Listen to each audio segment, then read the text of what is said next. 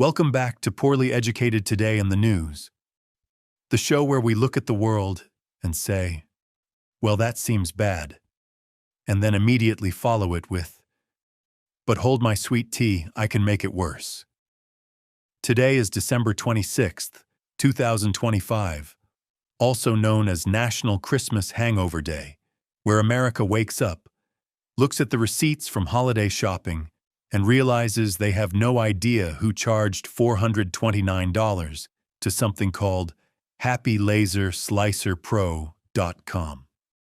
Spoiler, it was you. You bought it. And you don't remember because you were 4 eggnogs deep and convinced you were starting a woodworking side hustle. But while you were busy trying to fish AA batteries out of a child's nose or figure out why your aunt is on Facebook threatening the governor again, the world kept spinning at the speed of, America, what are you doing? And boy, we've got a lot to cover. So let's get into it before the next crisis drops, which historically is every 7 to 12 minutes. Segment 1. Global Vengeance Doctrine and the Return of Kaboom-Based Diplomacy. It turns out Santa wasn't the only one delivering packages this week. America also dropped off about 100 precision-guided gifts in Syria, because nothing says Merry Christmas like an F-15 lighting up Raqqa like the world's angriest holiday parade. The administration has switched from proportional response to vengeance response, which sounds less like foreign policy and more like something a redneck uncle mutters when he's been cut off at Applebee's. If you ever hear somebody shout vengeance doctrine in a parking lot, you know someone's about to get hit with a frying pan. The strikes hit more than 70 targets across Deir ez-Zor, Raqqa, and even near Palmyra, because apparently ISIS picked the wrong day to mess with Americans who are still emotionally volatile from assembling IKEA furniture. I love how every administration spokesperson keeps saying, this is not the start of a new war, which is classic U.S. energy. It's like when someone says, I'm not starting drama, and then proceeds to start the exact same drama. We also have the president forming an unofficial partnership with the Syrian government, which is something nobody had on their 2025 bingo card. It's like waking up and learning your cat and the raccoon in your trash cans have formed a political alliance. Nobody wanted it. Nobody expected it. But here we are, watching it unfold while clutching a mug of cold gas station coffee and trying to accept our new reality. Meanwhile, in Nigeria, the U.S. also launched Christmas Day airstrikes against ISIS-affiliated militants, because nothing says peace on earth like launching cruise missiles while drinking cocoa. The administration framed the strike as protecting Christian communities, which is a new twist on American foreign policy. Usually we just say freedom and hope nobody asks follow-up questions. Look, I get the impulse. If I had a precision strike platform, I'd probably use it every time someone cut in front of me at Walmart. Sir, do not test me. I have HIMARS. But it's wild watching American foreign policy transition fully into, we're doing this because we're mad, which honestly is the most relatable thing government has done in years. Segment 2. Operation Southern Spear, blockading Venezuela's oil pirates, Scooby-Doo style. While missiles were falling overseas, the U.S. Navy and Coast Guard have been very busy chasing Venezuelan tanker ships, like they're starring in a maritime remake of The Fast and the Furious. I didn't even know Coast Guard boats could go that fast. I thought their top speed was Grandma late to church. The skipper got seized December 10th, which kicked off the whole Southern Spear operation. Then they intercepted the Centuries, which voluntarily stopped. Rare move for a tanker full of illegal oil. That's the nautical equivalent of a drunk driver pulling over before the cop even hits the siren. And now the Bella One is still out there hauling what officials say is sanctioned crude with a fake flag, refusing to stop, and basically yelling, "You'll never catch me, copper," at a nuclear supercarrier. It is bold. It is dumb.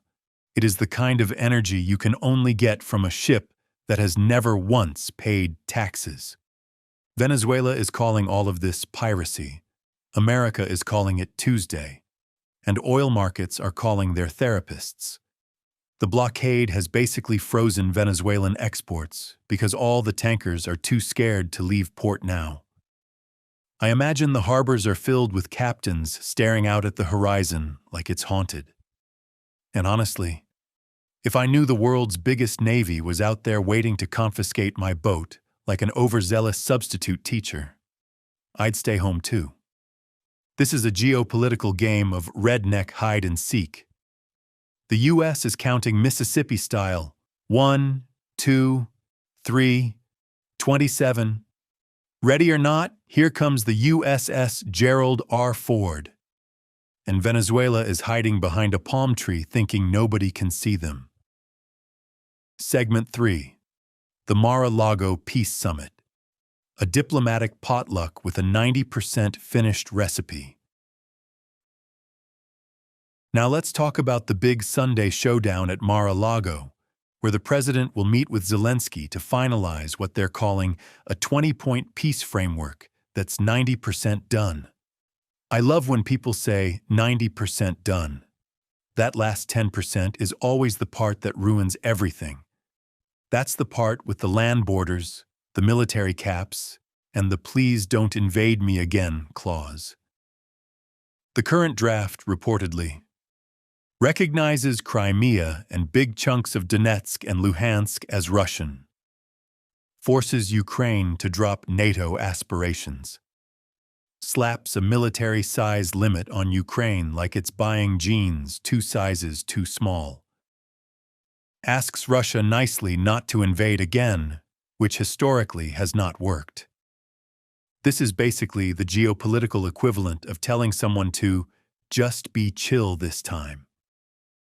Russia has never been chill. Russia is the opposite of chill. Russia is the guy who punches drywall when the Taco Bell drive-thru gets his order wrong. Meanwhile, the U.S. wants access to Ukraine's rare earth mineral revenue as part of reconstruction, which feels very, "I'll help fix your roof if I can keep the lumber." It's not charity. It's Home Depot with tanks. Zelensky supposedly hates the troop cap idea, which makes sense. Imagine someone breaking into your house, stealing your TV, then negotiating a peace deal that says you can only keep 2 forks and a butter knife for defense. And the Kremlin hasn't even confirmed they'll accept any of this. So basically, the whole deal hinges on whether Putin wakes up Sunday morning in a yes mood or a no mood. And historically, his mood swings are somewhere between storm cloud and angry bear that stepped on a Lego. Segment 4. The Great Federal Workforce Purge. USDA staff running for the exits like someone announced free bacon outside.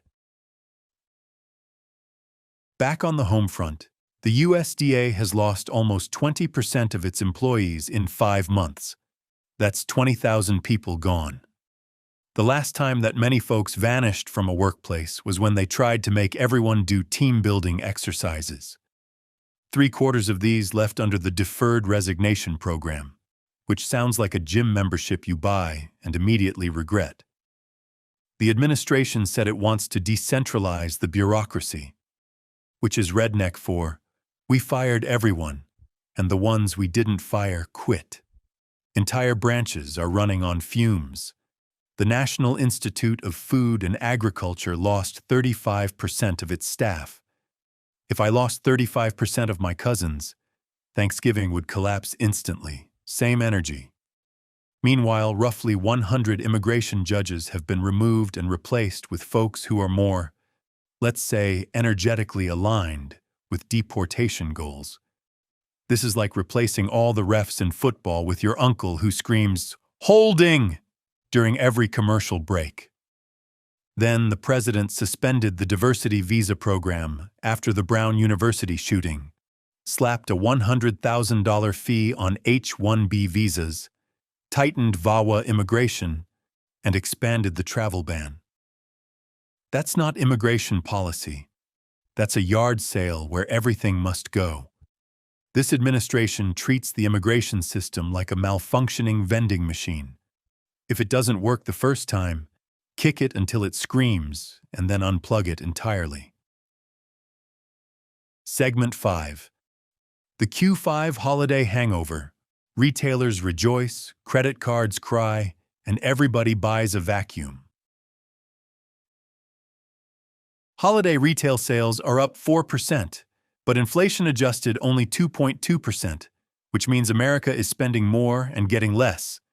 Basically the same feeling as dating apps. Retailers are obsessed with Q5 now, which is the brand new fifth quarter from December 26th to mid-January. Only America could look at a calendar and say, not enough quarters. Let's add another. We can't do metric, but we can invent new fiscal dimensions like we're opening a portal. Gift card redemptions, returns, and people panic buying workout gear they will abandon by January 15th are fueling this Q5 boom. And vacuum cleaner sales are up 1,300%. 1,300%. America looked at Christmas and said, "You know what I need? Suck power." Cookware is up 950%. Somewhere there is a factory worker crying because they've boxed 48,000 frying pans this week and still can't feel their fingertips. Gen Z credit card use surpassed debit for the first time ever. Debt is the new fashion accessory. BNPL spending hit over $10 billion, which is wild because BNPL is just credit cards wearing fake glasses and a wig. Holiday shopping used to be magical. Now it's stress, desperation, and buying everything in installments until 2037. Segment 6. Media Battles, Gulf of America, and Weather Chaos. CBS News pulled a 60 Minutes episode after leadership said it wasn't balanced, which is corporate code for the White House yelled at us. Then the Canadian broadcasters rolled in like absolute legends and aired it anyway. Canada woke up and chose chaos. Maple-flavored chaos. Meanwhile, the administration renamed the Gulf of Mexico the Gulf of America, which feels like something a sixth grader writes on a map when they're mad about social studies. The Associated Press refused to use the new name and got kicked out of press events like they were sneaking moonshine into a middle school dance. Add in the defunding of NPR and PBS, and we are now entering the every news outlet must choose a side era. It's like a custody battle, but for facts. Then there's weather. The Northeast is being hit with its first serious snow since 2022. Meanwhile, California is underwater again. At this point, California should stop calling it a flood and start calling it annual immersive water experience. In conclusion, America ends 2025 like it ends every year. Confused, caffeinated, over-leveraged, and pretending the next year will be better, even though we know full well it's going to come in like a raccoon wearing a ski mask and holding a crowbar. We've got vengeance abroad, blockades in the Caribbean, peace talks at a golf resort, agencies evaporating, retailers begging for Q5 miracles, and a country arguing about what to call the ocean. But hey, at least you've got us, the poorly educated podcast, shining a flashlight into the chaos like a redneck Scooby-Doo gang going, "Welp, there's your problem," while the world burns behind us. We'll be back soon, assuming the Gulf of America doesn't swallow us whole. Stay safe, stay sarcastic, and may your credit score survive Q5.